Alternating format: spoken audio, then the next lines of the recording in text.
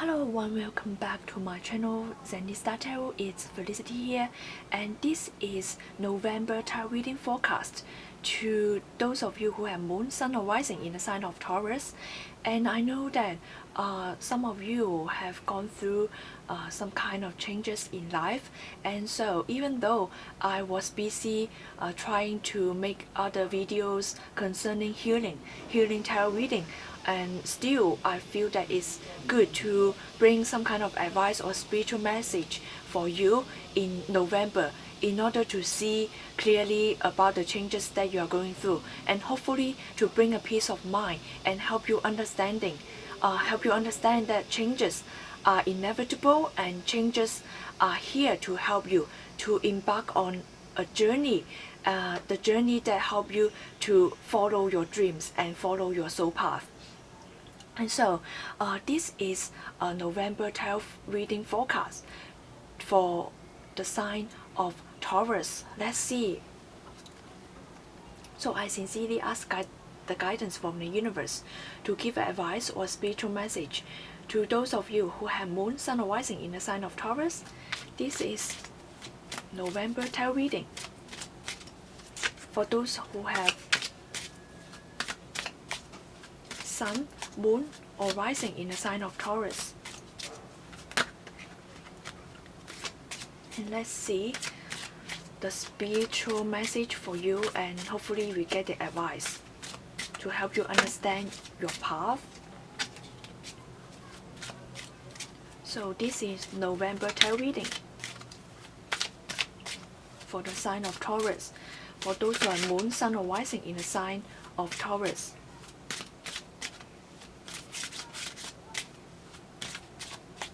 This is a general tarot reading, November forecast for the general public.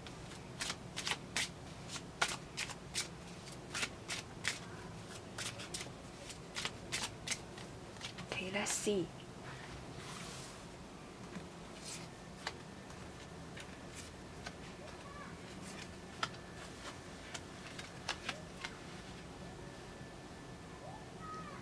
Okay, it feels that in November there may be some kind of competition going on, and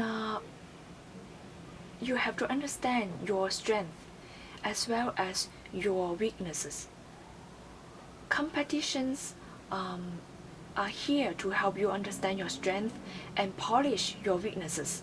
So when you see competition, you have to really understand what it's all about.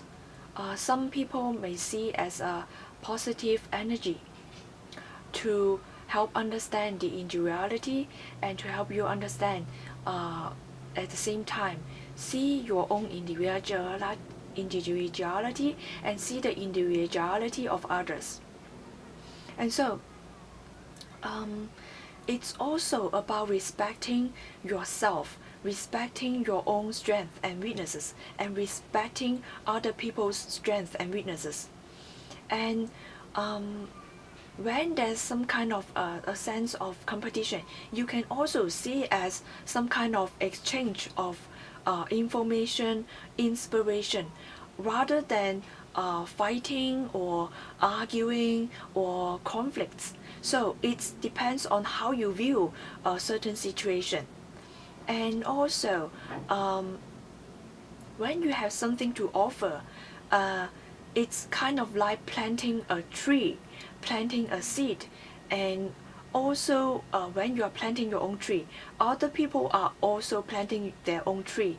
So oftentimes when we see that our tree is growing, and we often compare, and then when we compare, and then we often want to compete and see what kind of tree will grow faster or stronger. But then we have to focus on the big picture as well. And this big picture is to see what you contribute to the public or what you contribute to the universe. And it's also about how the universe, how the gods or goddesses energy expressed through you. So it's about the whole picture rather than the individuality, but of course there's a sense of individuality, but at the same time, what we value is how our own individuality work with other individuality, how our own self work with others. And so it's also about cooperation, or seeing the big picture, seeing how others or ourselves work together and contribute to the universe, or how the gods or goddesses want to express their own energy through us. So, and also it's about channeling the force, channeling the raw force, because sometimes especially when we connect with Mother Nature, sometimes it's about the raw energy. The sexual energy is the raw energy. It's untamed energy, because oftentimes you see in nature animals compete for a mate, and animals often show how strong they are, or they fight to in order to get a mate. So this is a raw energy.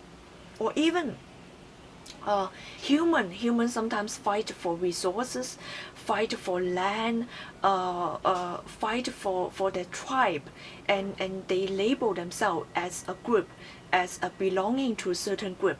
So it's very important to understand this kind of raw energy, and what kind of this Mother Nature raw energy will do to humanity. So when we channel this energy to a higher consciousness, and then we combine this raw energy with the energy of the higher realm, the gods and goddesses higher consciousness, or the angelic realm, then we will understand the big picture, and we no longer need to fight, and we understand that we all have enough to live, and we all know the energy is here for us to understand. We are all animals, we are all human. There's an animal part of us that we need to deal with. At the same time, there's another higher consciousness, gods and goddesses, pure consciousness energy that work with us.